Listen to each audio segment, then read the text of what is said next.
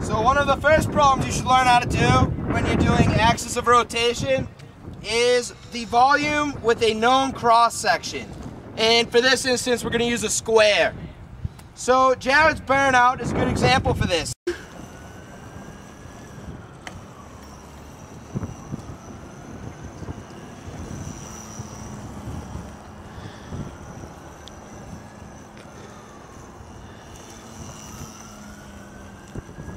Rubber, each individual piece of rubber can be counted as the line y equals negative, in parentheses, x minus 1 squared plus 1.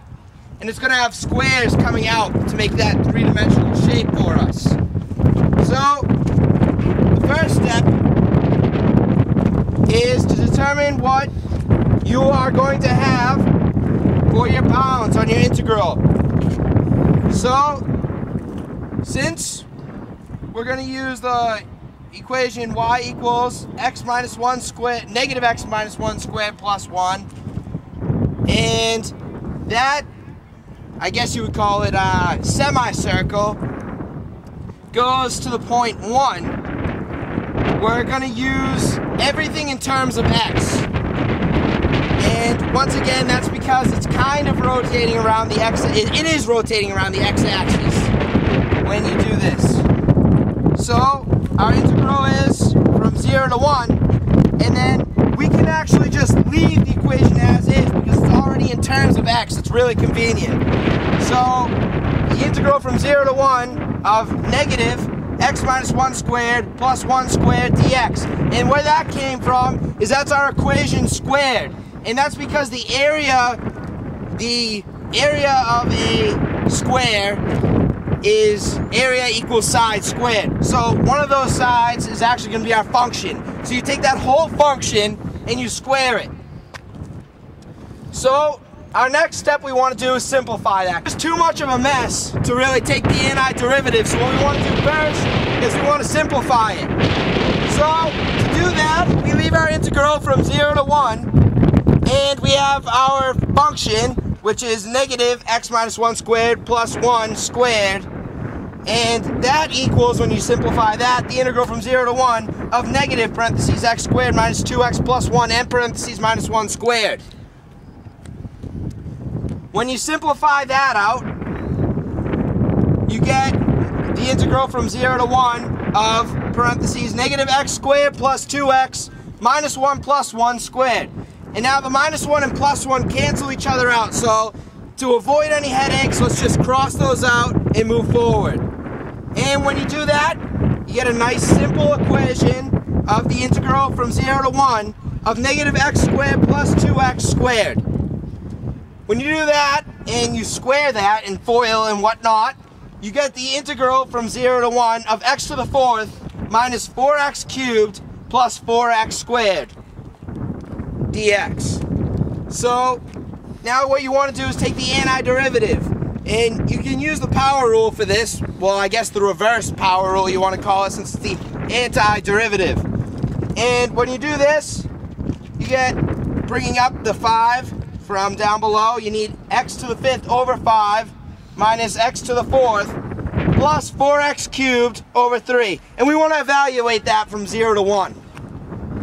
So when you evaluate that from 0 to 1, you get 1/5 minus 1 plus 4/3, and minus 0. When that's all done out in the calculator, just to simplify, do math frac, you get 8/15, and then that's cubic feet, since we determined up here that one block on that grid was representative of 1 cubic foot.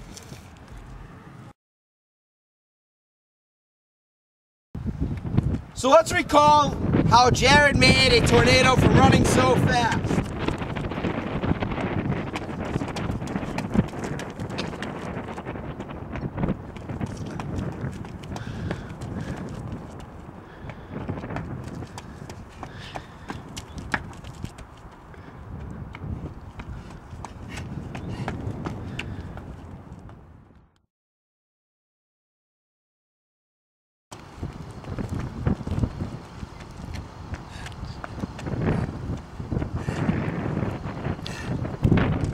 actually want to find the volume of the tornado that he made to find out what exactly is going to be destroyed from this tornado.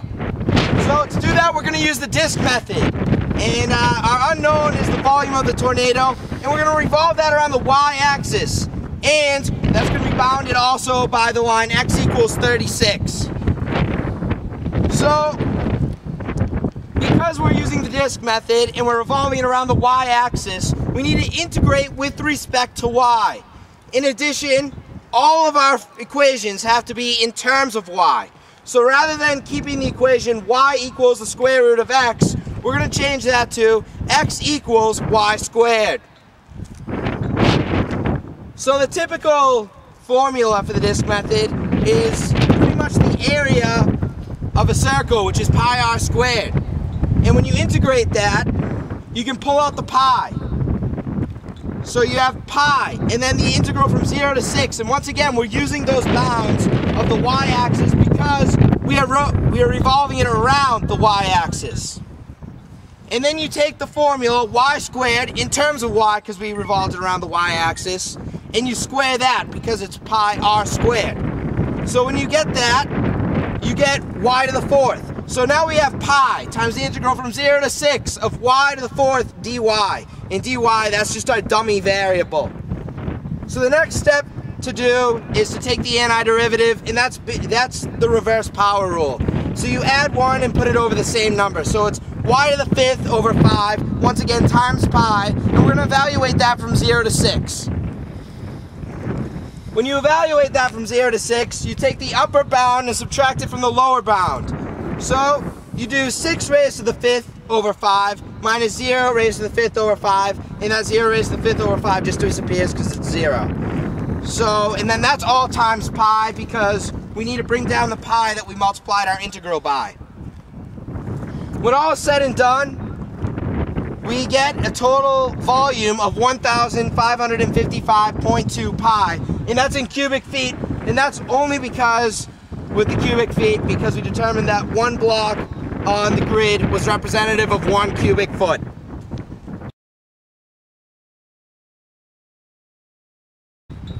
Let's continue with this tornado that Jared made, only this time let's find the volume of the unaffected area of the tornado. So to do that, we're actually going to use the washer method, and that's basically taking the area of the outside minus the area of the inside, or volume, however you want to think about it. So we're once again going to revolve that around the y-axis and also keep it bounded by x equals 36. So because it's the washer method and we're revolving it around the y-axis, everything needs to be in terms of y. Our equation needs to be in terms of y. We need to integrate with respect to y. Everything needs to be in terms of y. So rather than y equals the square root of x, we're going to change that to x equals y squared. And once again, because I said that we needed to change how we integrated with respect to, it's going to be from 0 to 6. Since the square root of 36 is 6, that's where it's going to be. So once again, we need to pull out that pi. And the generalized formula for the washer method, like I said previously, is basically pi r squared of the bigger one minus pi r squared of the smaller one. So you can just take out that 1 pi, factor it out. And when you do that, you can plug in 36 squared, because this line, the outside radius, is going to be represented by the line x equals 36. And that's in terms of y, because it's x equals 36. And then you're going to subtract it by the inside. And the inside is y squared. And we determined that up here when we decided that x equals y squared. So we need to square both of those. So our integral is pi, the integral from 0 to 6 of 36 squared, minus y squared squared dy. And when you square the y and square the 36, you get the next integral of pi, the integral from 0 to 6 of 1,296 minus y to the 4th dy.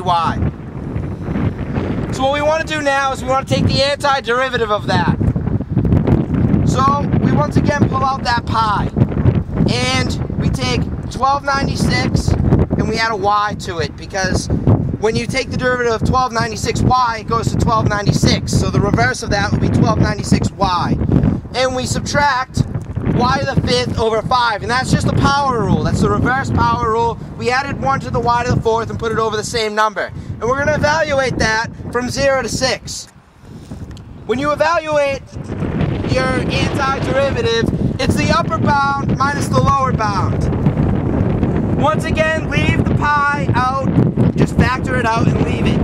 And when you do the upper curve minus the lower curve, you get 1296 times 6 minus 6 to the 5th over 5 minus 0, because that lower bound is 0, so it's pretty much, you don't need it for this problem because it doesn't change the actual volume. So when you solve out that antiderivative, you get a final answer of 6,220.8 pi. And once again, that pi is from all the way at the top when we factored it out of the original integral. And that's in cubic feet, once again, because we just decided that one block on the grid represented 1 cubic foot.